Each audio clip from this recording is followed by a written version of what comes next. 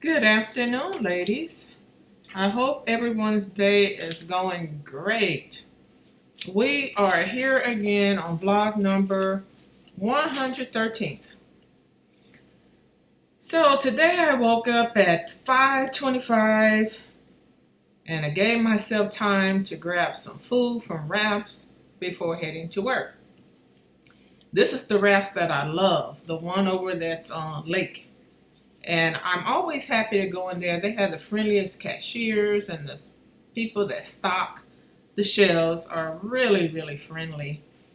It's good that when you go into a store, people greet you, they smile, and it doesn't matter what you're going through or what they're going through. It's wonderful that they take the time to say good morning, and that's pleasant. Not knowing what kind of day and night you had previously, so it's always good.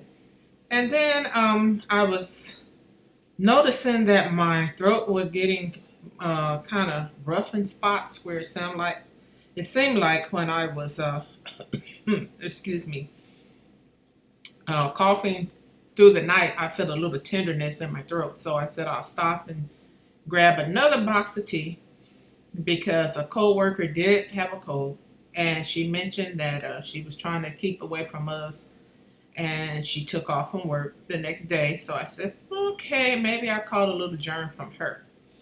But anyway, after work, I was going to drive over to Monrovia to take a microwave to a friend. She told me her microwave went out and that it would take her some time to buy another one. So I told her I have a microwave you could use. My microwave is in the trunk of the van and it will free up some space. So I was so glad to get that microwave out of there, and I drove over to her house. Now, let me tell you, we're no longer friends, her and I. Um, I guess sometimes people don't want to be your friend. They walk out your life, whatever they got to do. Oh well, it's whatever they got to do, right? So I noticed that she was in her wheelchair when I saw her downtown some years ago, and for some reason her health had messed up and she didn't have the use of her legs. And when I took the microwave out of the van and took it to her, I noticed there was a huge pile of clothes.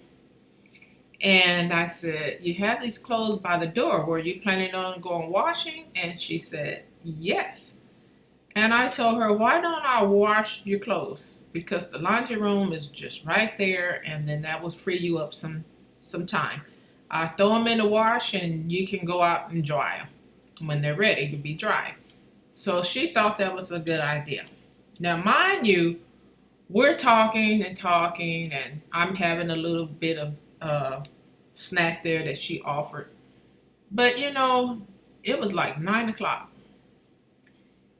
She told me I could spend the night and I could lay right there on the sofa. So she told me where her extra blankets were. And I dried the clothes. I made sure she didn't have to go out in the cold. And I went on and dried the clothes for her. That's what you call sharing. Sharing your time with someone. Not only helping, sometimes people don't need help, but sharing your time. And all I have is time. Uh, I want you to know people that might be handicapped by way of they're not mobile because of a wheelchair, they do need our help. Sometimes they can't hire help. And in this case, she had a very filthy house. She was not able to mop the floor. She wasn't able to take the trash out, and the trash was smelling. And I had stopped by sometimes, and I did notice that it wasn't well kept. And I knew that she didn't have the help. So I said, let me share my time. So I told her I will come by and help you clean.